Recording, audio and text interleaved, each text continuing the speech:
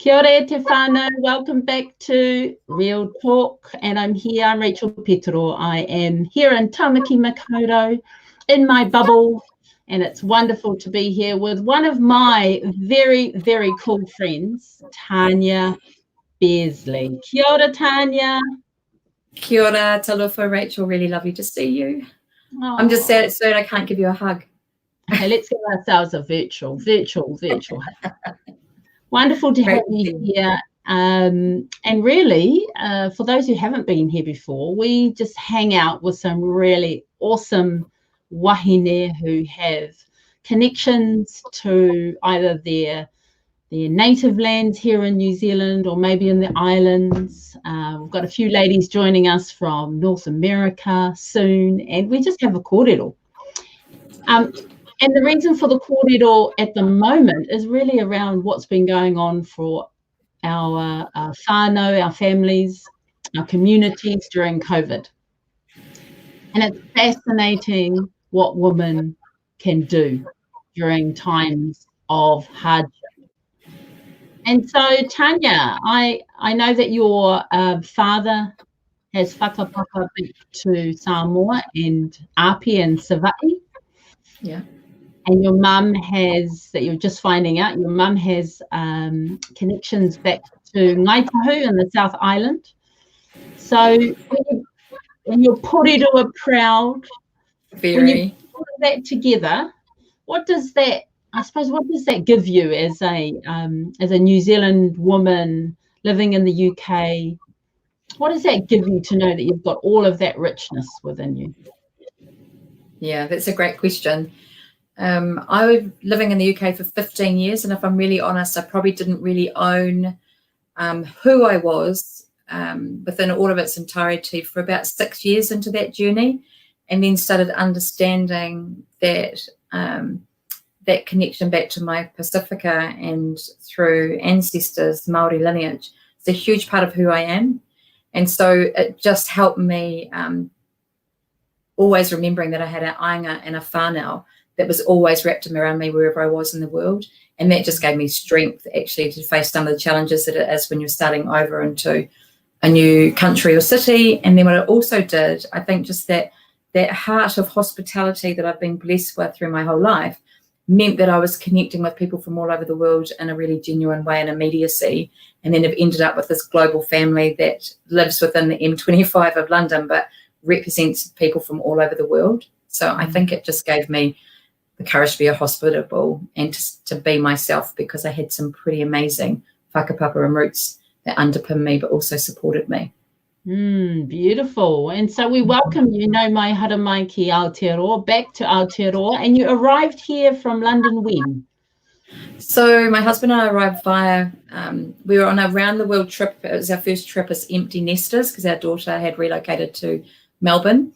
And we've only made it 50% around our itinerary because we arrived here on the 10th of March after my first ever visit to Samoa for a friend's birthday, and had an incredible time. I can't wait to go back. Bit of time in Australia, come here for a family wedding, and the world's borders started closing. So we are really blessed that we were able to make the decision, and we decided to stay in Aotearoa where we were safe and had our family around us, and our daughter was here. And then we thought we'd just figure the rest out. And that's kind of where we are. We've been here since the 10th of March, figuring it out and enjoying the time we've been given to be together with my mum and dad.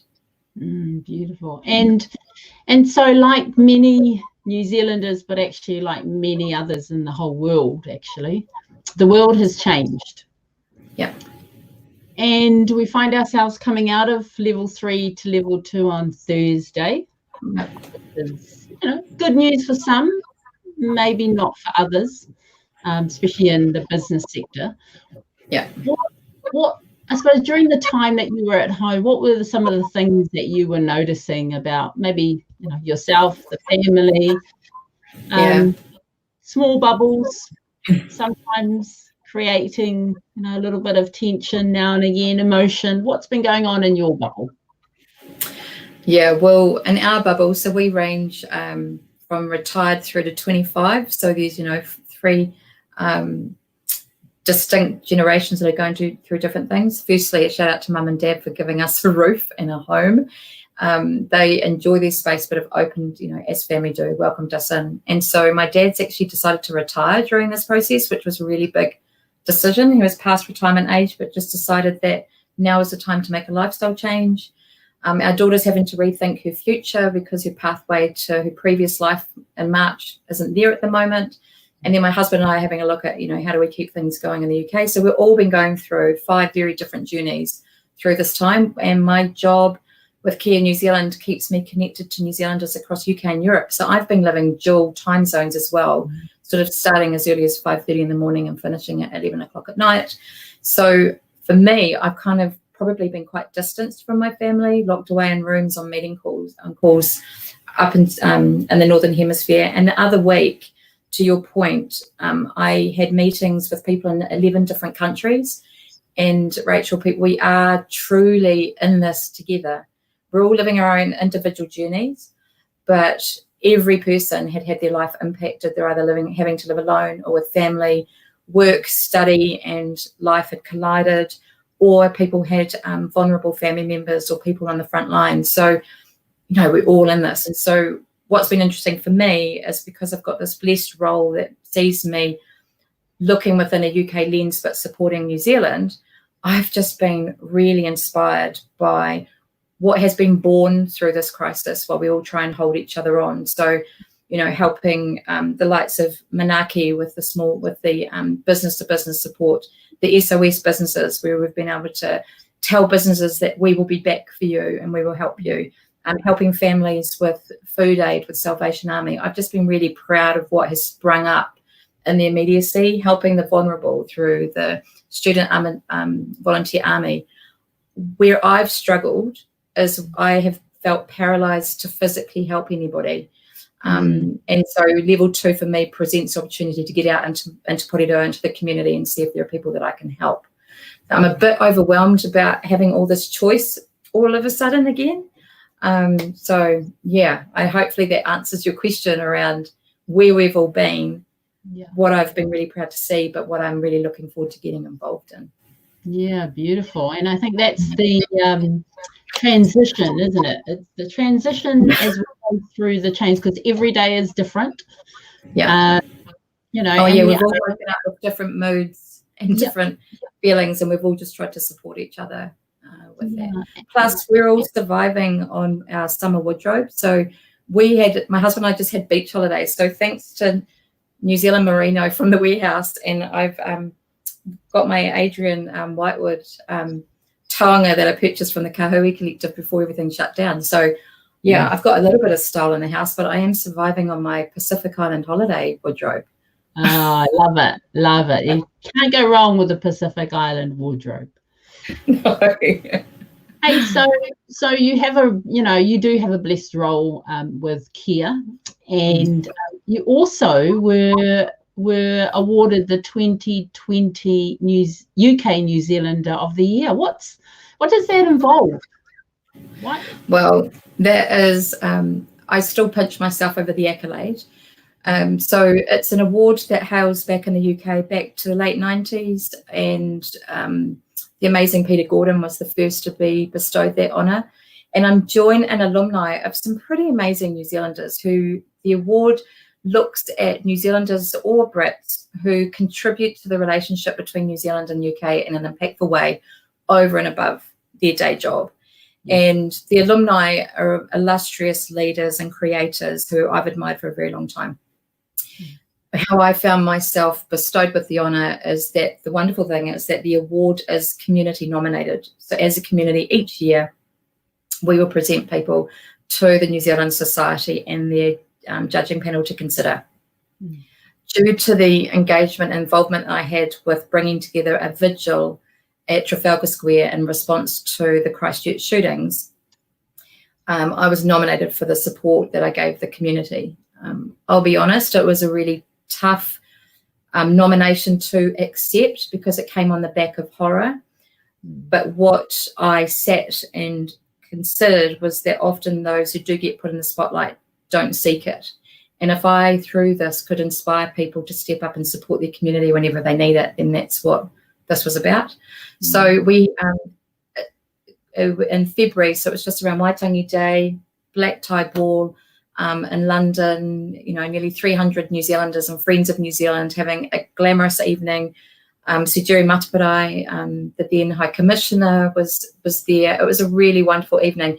And my fellow nominee was New Zealand comedian Jared Christmas, who he raised £15,000 for Victim Support Christchurch on the back of the shootings, because he put on Laugh in the Face of Hate comedy night, where he brought together New Zealand, British and British Muslim comedians together for a night of unity.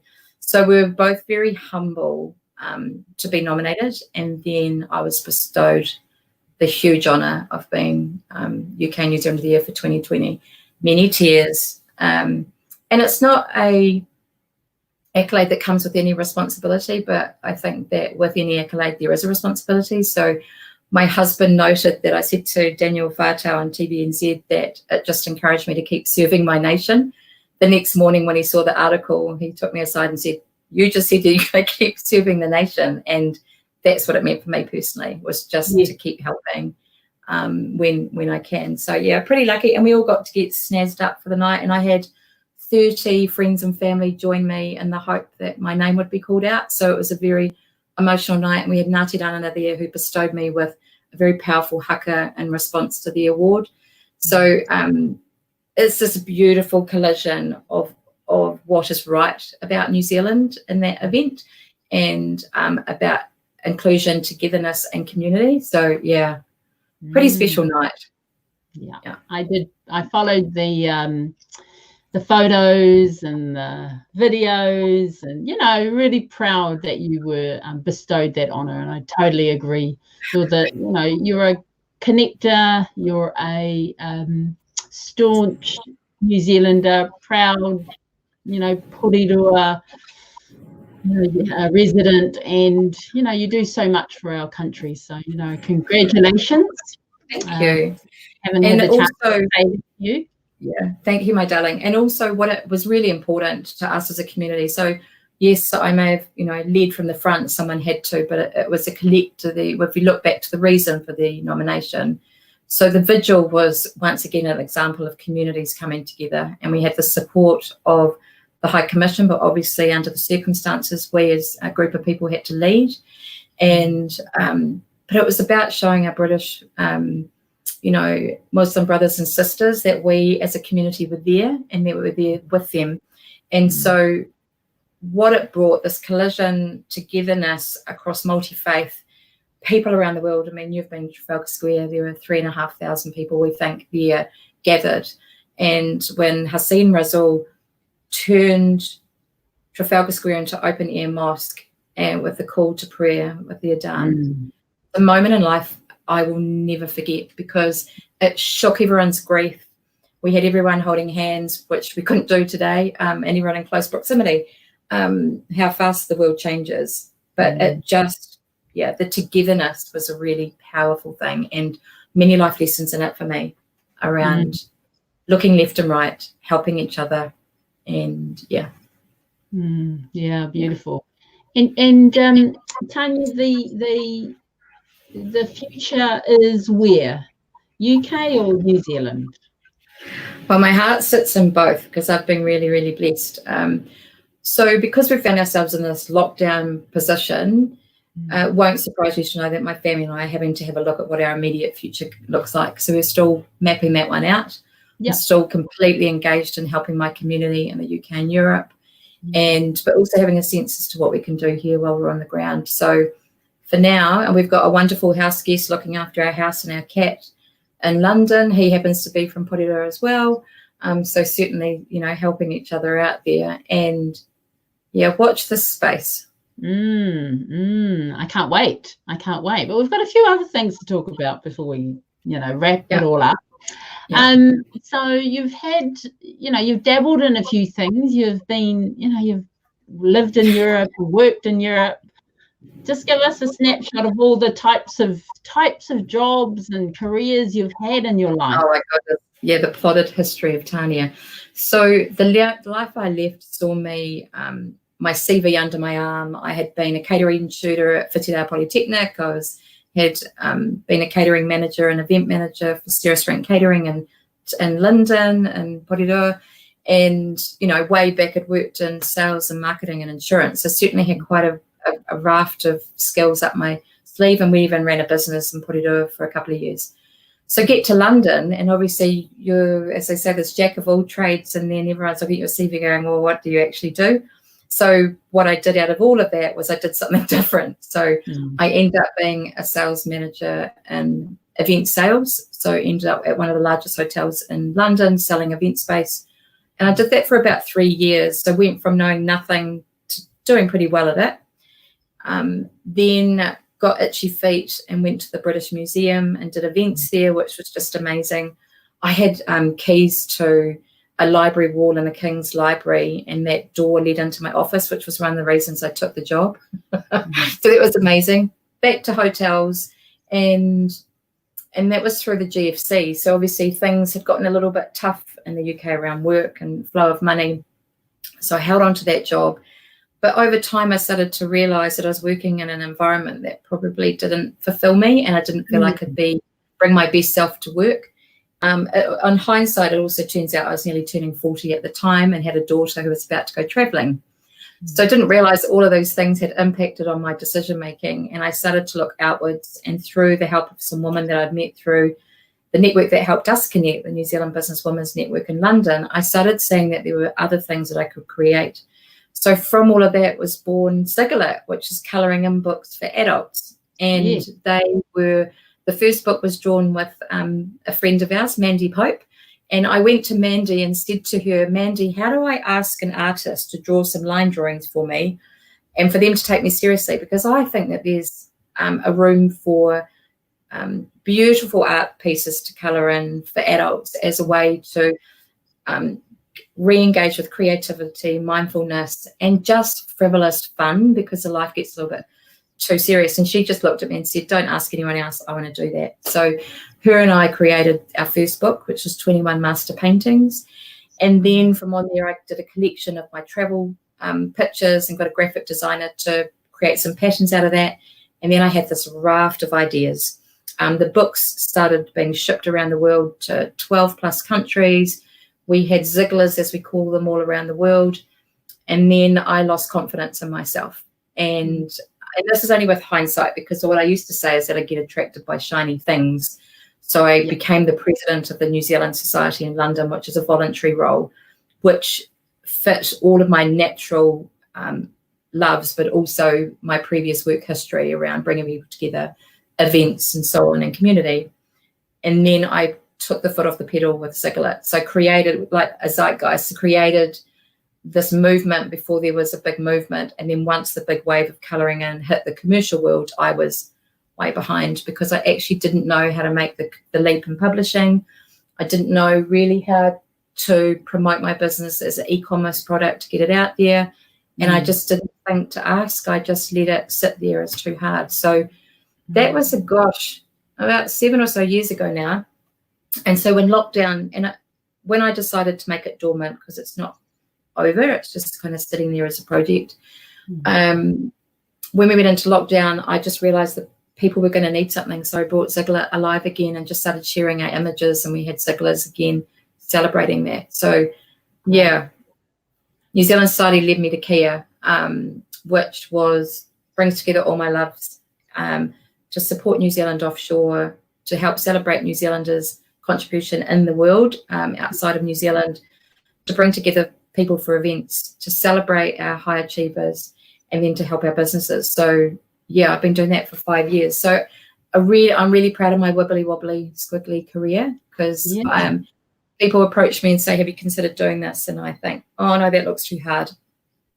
Then I look at who's asking me and realise there's someone that I respect. And so then I'll say, well, could we talk about that then? What do you think I can do? So, I'm even looking ahead to the future. I've loved the work that you've been doing with Rise 2025 and helping women understand their own superpowers and how they can, through coaching, whether they take that on as a role or just use it to the benefit of their own leadership have been inspired by what you're doing, and they actually have learnt just by watching what you've done over the last couple of years. So I'm thinking around how do you package all those experiences up to make sure that the next one benefits from all the good bits but fulfills you. So that's probably my next approaching 50 phase. Watch this space. And so you mentioned, this is, we do have a lot of wahine. You mentioned something about confidence. And I also heard in that Ziglet story about maybe not asking for help. Yeah. So what did that experience teach you that you could share with, the women who are going to watch this or watching that might support them if they're going through the same thing? So with my work with Kia, I've been really lucky that I have had to be really bold and ask people for help, often on behalf of someone else. So what I've started realizing is that you really need to dig deep and understand why you need help and what you need help with. And have you really exhausted all of your own ability to do so? And is this really slowing you down from achieving what you need to do? And then be purposeful and honest, but be purposeful in who you approach and how, and use your network to say, this is what I need, can you help me? So it's a bit of a layered approach, but I think you have to, where I see the best results for myself and for people that I help with connections, be clear on what you're trying to achieve now. And are you ready for the bold conversation that's going to come with that response? And are you going to give the person who wants to help you, do you have the time to really invest in that? Keep giving just in the nature of what you do in your own work, so that when you do put your hand up to say, hey, I need some help here, people will come and follow. But build a community around you of trust, follow people that you believe in. And sometimes you have to leap even beyond all of that to someone that you just think, there's no way I can get to you. But if someone knows that you've been following their work, that you admire what they do and you need a little bit of their advice, people are so willing to help. And we don't need to be the masters of all of it. Like, I suppose the positive lesson was I cannot even draw a circle, which I know is a masterful thing to do. But I'm a rubbish drawer, but that doesn't stop me from enjoying colouring in and creating art. So I was brave in approaching an artist to say, how do I do this? And then we collaborated. And without that courageous conversation, Ziglet would never have been born. And without the generosity of Mandy, who had helped over the years in really subtle ways, we just wouldn't have had that meet point. But don't wait until you're floundering like I did and the business starts going backwards. To keep your project or business thriving, be honest about what you need. But still you can be picky. You've got to work with people whose values align with you, whose work you admire, who, and some people it can just be a 5-minute chat, what will get you over. Sometimes also you have to be prepared to pay for guidance sometimes. And so how do you make that happen within your business? So, I think don't be afraid to ask for help, but be prepared to put in the work at the other end of the question that's going to be needed to get you, because that's where you get that advancement. But, I really love watching people help each other. And I think through the work that you're doing is really admirable, but I also think that women need to get better at helping women. It's a general sweeping comment, but I just see it enough where sometimes we don't necessarily help as quickly as we could. And that's because we're all busy, but I think we can be a little bit more aware of that. Awesome. So if you think about, you've had a little bit of time in New Zealand, obviously not a lot outside, it's more in your bubble. What's your sense about where we're heading as we come out of that immediate response into recovery? What's your hope for New Zealand moving out and especially around our economy? So my hope is, I suppose, to hold to your earlier question, my hope is that we ask for help. So that we realise that sometimes we may be the specialists in this area of what we do, but actually in order to thrive and grow and survive, we need to look for the expert alongside us that can help us get us there. So New Zealand has been more prepared to collaborate and work together in coalitions to get to where they're trying to be, rather than wanting to have that sole survivor, sole thriver journey. I don't think that there's anything wrong in us doing this together, and we have to be. And I've seen enough of it happening to have heart to know that we are going to do this, but we also need to make sure we don't leave people behind. There are some businesses that won't survive this. So how do we look after those people as they go through that journey? They may have to re-emerge into a new business, or they might re-emerge into the workforce. How do we help them through that journey and be realistic that not everything can survive change, but we can all be together? So that is my hope, is that no one's left behind. When we were talking earlier offline, I have been very aware, acutely aware of all of those that aren't connected.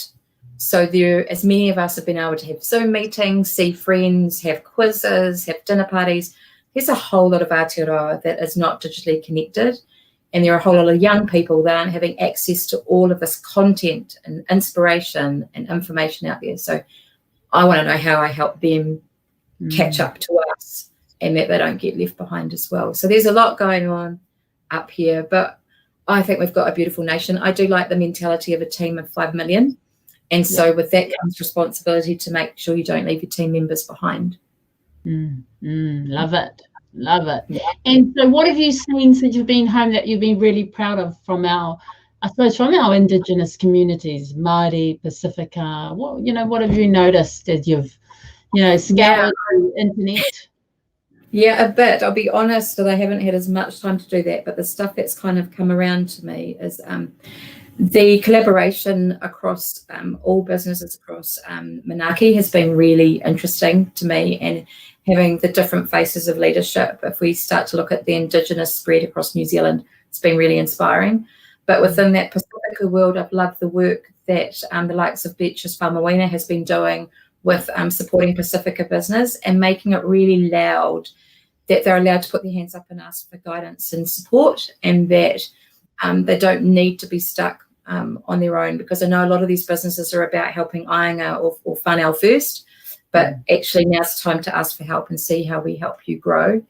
And been really heartened to see, I've got a cousin that works in the Pacifica and Technology Advisory cohort, and what they've been trying to do to make sure that young people are digitally connected.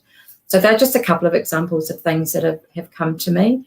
And I think that we've got this really unique space and time where we can shout even louder about that and almost make that leap now of togetherness quicker than we were probably going to be, because we all need to thrive and survive. So, yeah, there's some cool stuff going on out there, and getting people talking to each other. Because often if you're doing it in your own silo and then you go, oh, that business community are also doing that, sometimes if you work together across some of the similarities, then you get there faster. So, yeah, that's what I'm hopeful for. But I'm really proud of our nation. I know it's been hard for people in business. There have been some really tough decisions made for all of us that impacts some people for a really long time. Really care about our tourism industry, which is, I don't know, how many times when you're an expat would you ask for where shall I go on holiday in New Zealand? I probably get that map out every other day and tell people where they should be going. Yeah. So how do we shift that mindset to all of us, and as we're able to explore our own country? I grew up with the campaign of you can't leave home until you've seen the country, so that's still inbred in me.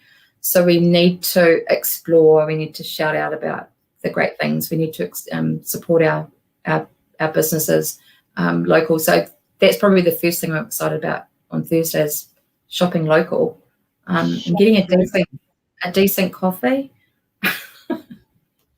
Yes, we've all been out there to try and find the decent coffee. I did it once, and actually I didn't enjoy it. I hadn't had it for so long that I haven't had another one.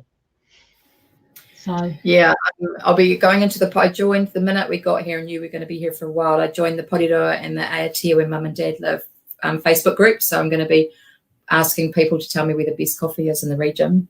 Yeah, awesome. Yeah, I've just been grateful that Whittaker's has been deemed a essential service and has kept producing chocolate.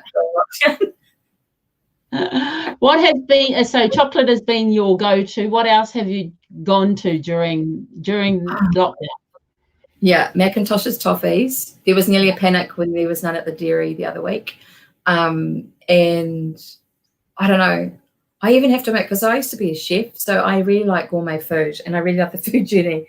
But I had a Hellier's saveloy sausage the other day as a sandwich, and it was just like just this collision of childhood parties and all these things. So I wouldn't say that I've had my finest dining moments during lockdown, but we've the family's been amazing at providing amazing fresh kai and looking after each other. But yeah, I won't admit that I am looking forward to a pie from Richie's Pies after all of this. Yeah. No, I'm I a know bit. people have been focused on losing weight. I've been sat on my butt at a computer for 2 months.